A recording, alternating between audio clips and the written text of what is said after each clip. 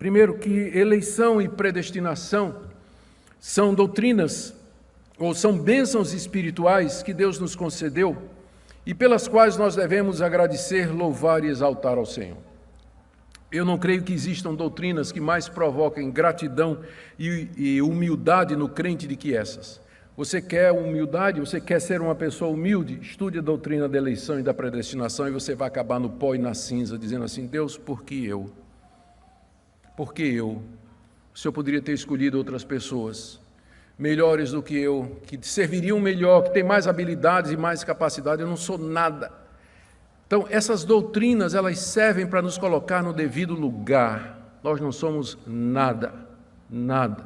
Não há razão para arrogância, não há razão para orgulho, vaidade, para soberba, mas somente para gratidão, reconhecimento, humildade e serviço. Não existem outras doutrinas que melhor sirvam a esse propósito do que as doutrinas da graça. Segundo, meditar nessas doutrinas, na soberania de Deus, vai evitar que nós sigamos falsos ensinos correntes no meio evangélico que diminuem a graça de Deus, diminuem a soberania de Deus, diminuem o amor de Deus, diminui a obra perfeita e completa de Cristo, diminui o poder do Espírito Santo, um evangelho em que o homem participa da sua salvação, em que o homem coopera com sua salvação de alguma maneira.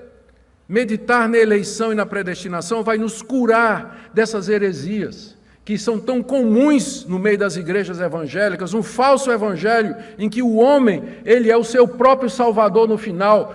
Deus apenas preparou a salvação, mas se o homem não quiser, ele não vai. E no final vai prevalecer a vontade do homem, não de Deus. Eu não consigo conceber Deus assim. Deus resolveu salvar José e José diz: eu não quero. Não, mas eu escolhi você para a salvação. Mas eu não quero, Deus.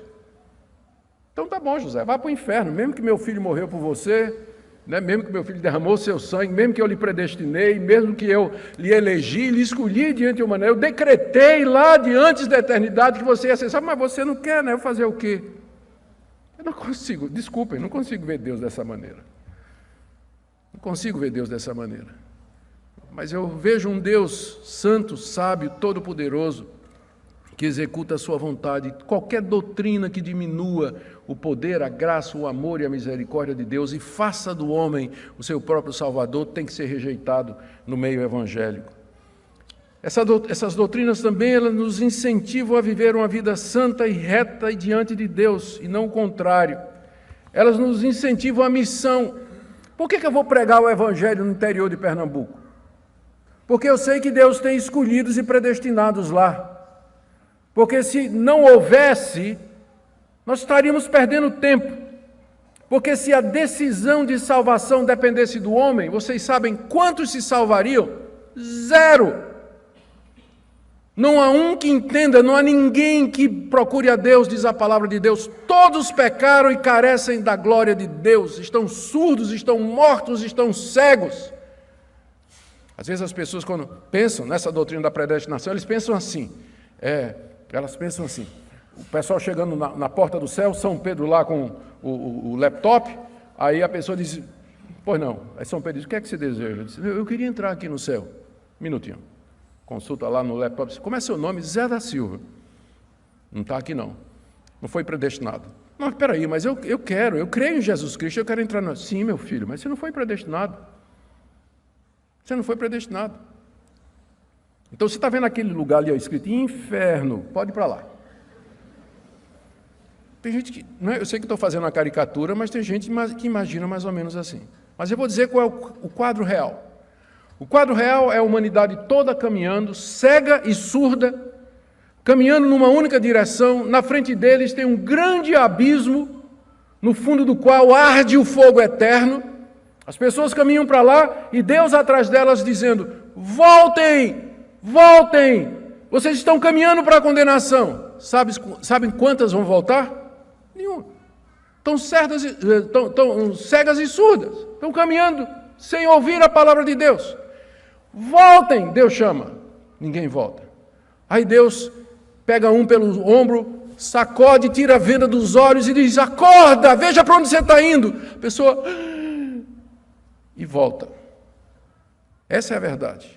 Se Deus não fizer isso, ninguém se salva.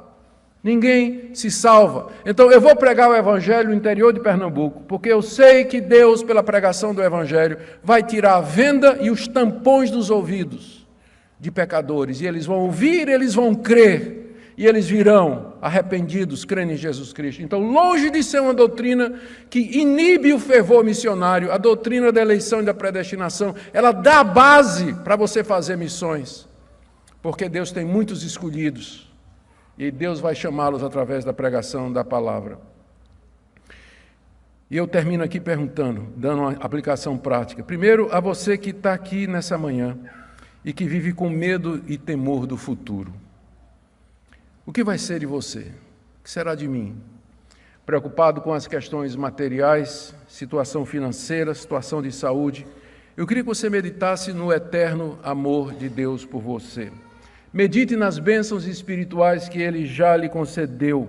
Mesmo que lhe faltem bênçãos materiais nesse mundo, elas nada são comparadas com aquilo que Deus já lhe deu em Cristo Jesus.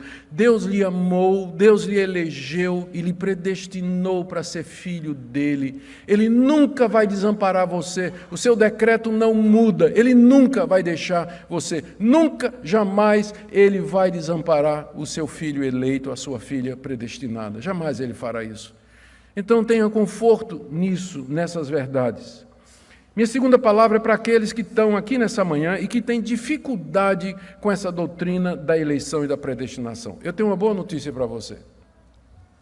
A sua salvação não depende de você entender o que eu falei. Não é uma boa notícia? Não depende de você entender o que eu falei. A sua salvação depende só de você, no seu coração, crê que Jesus Cristo é o Filho de Deus que ressuscitou de entre os mortos e que Ele é a sua única esperança aqui na eternidade e que você deposita na cruz e no sangue de Cristo a sua esperança e expectativa de perdão de pecados e nada mais. Se você crê no Senhor Jesus de todo o seu coração, você é meu irmão, mesmo que você não entenda a doutrina da eleição e da predestinação. Essa é a boa notícia. A má notícia é que você não vai conseguir viver uma vida cristã plena enquanto você não resolver isso aqui. Enquanto você não se submeter à soberania de Deus, você não vai experimentar esse gozo, essa glória que Paulo está dizendo aqui. Bendito seja o Deus e Pai do nosso Senhor Jesus Cristo. Percebeu como Paulo é resolvido nisso? Para muita gente falou em eleição e predestinação. Epa, né? Já levanta várias bandeiras vermelhas além das sobrancelhas, o pessoal já fica nervoso. Mas não, para o apóstolo Paulo, é motivo de louvor e de adoração. Ele chama os leitores de Éfeso, louvemos a Deus porque Ele nos elegeu e Ele nos predestinou. Só quando você entender isso é que você vai experimentar a profundidade da gratidão, do louvor e da adoração a Deus. Por isso, peça que Deus lhe dê humildade e iluminação. E não fique dizendo que não é uma doutrina da Bíblia. Diga assim, eu não entendo, mas não diga que não está na Bíblia. Porque é você fechar os olhos para a realidade tão clara como a luz ao meio-dia. A terceira palavra, para aqueles que estão aqui hoje e que têm dúvida, pastor, como é que eu sei? Pastor, eu não tenho certeza. Vou começar com a boa notícia. A boa notícia é que uma pessoa pode ser salva, eleita e predestinada, e ainda lutar para ter a certeza disso. A salvação, a certeza da salvação não é uma coisa que está tão ligada à fé salvadora, que todo mundo que é salvo tem essa certeza imediatamente. Às vezes o cristão, ele leva tempo e ele luta com muitas dúvidas até se assegurar de que de fato ele está salvo. É um processo que às vezes dura a vida toda, tem altos e baixos. Já me encontrei várias vezes me questionando se de fato eu era eleito, se eu de fato fazia parte desses pecadores miseráveis que Deus resolveu ter misericórdia, não sei porquê. Não sei porquê. Então, é possível um crente verdadeiro questionar a sua salvação. Então, o fato de que você questiona não quer dizer que você não seja. Mas então agora vamos para a má notícia, não é? A má notícia é essa. A única maneira, são duas maneiras de você ter certeza de que você é eleito. Primeira é o que nós chamaríamos, é uma maneira comparativa. A Bíblia diz que Deus nos elegeu e nos predestinou para sermos santos e irrepreensíveis. E os eleitos e predestinados, eles são chamados pelo Espírito Santo em Cristo Jesus e eles creem em Jesus Cristo. Então examine sua vida e o seu coração. Eu amo a Deus. Eu amo o Senhor Jesus, embora meu amor e minha fé sejam imperfeitos. Eu quero viver uma vida santa, embora eu reconheça os meus tropeços e a minha fraqueza. Eu aspiro às coisas celestiais, embora a minha devoção a Deus seja tão fraca e tenha altos e baixos. Então, se você percebe dentro de você sinais de uma nova vida, da ação do Espírito Santo, aí é a prova de que você é eleito. Porque uma pessoa que não é eleita, ela não tem aspirações desse tipo. Uma pessoa que não foi predestinada, convertida, ela não ama a Deus e odeia o pecado. Ela não deseja ser santa. Ela tem uma moralidade, uma religião que, na verdade, é uma desculpa para viver uma vida no pecado.